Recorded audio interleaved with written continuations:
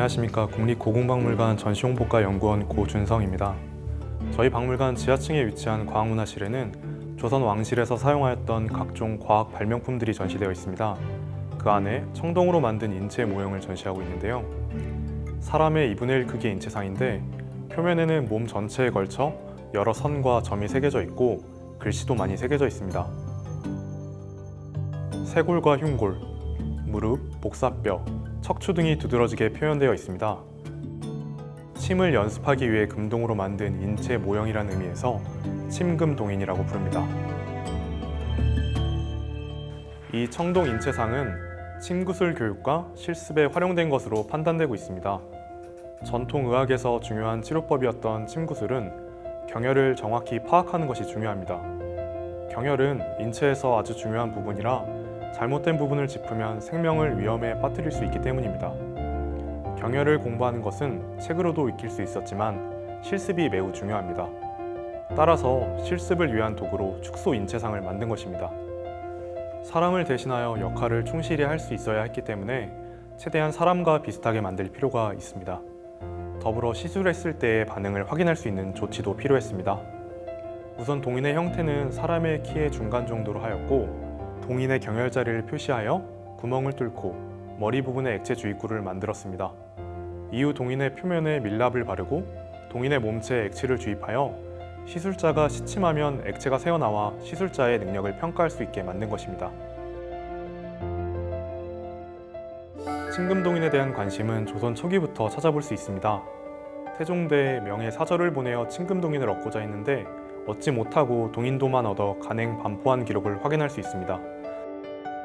이후 세종대에는 우수한 의관을 선발하기 위해 동인을 만들어 시험에 활용하자는 주장이 있었으며 효종대에는 동인의 구체적인 크기와 제조에 드는 비용, 인력에 대한 논의가 있었으나 주조까지는 이르지 못했고 1741년 영조대에 비로소 제작이 완료된 것으로 파악됩니다.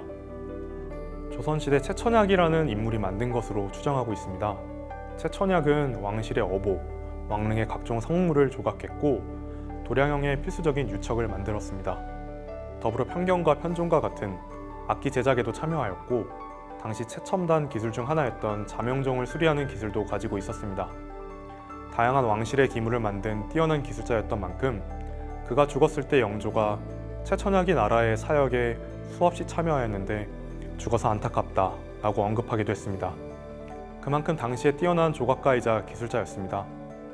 승정원일기에는 침금동인의 제작과 관련한 보다 구체적인 내용이 기록되어 있습니다. 1741년 11월 4일 기록에 의하면 영의정 김제로가 동인을 조조함에 있어 경험이 많은 의관 오지철을 주관으로 하여 침이 2명에게 보주동인경이라는 책을 지참하여 최천약과 함께 침금동인을 만들도록 한 내용을 확인할 수 있습니다. 문헌의 기록과 더불어 최천약이 총감독하여 만든 당경왕후 온릉이나 의소세손묘의 문인석에 나타난 조각적 특징이 침금동인과 유사한 점에서 최천약이 동인을 만든 것으로 추정할 수 있습니다. 이를 통해 당대의 의료적 지식과 기술력이 더해져 이 침금동인이 만들어졌음을 알 수 있습니다.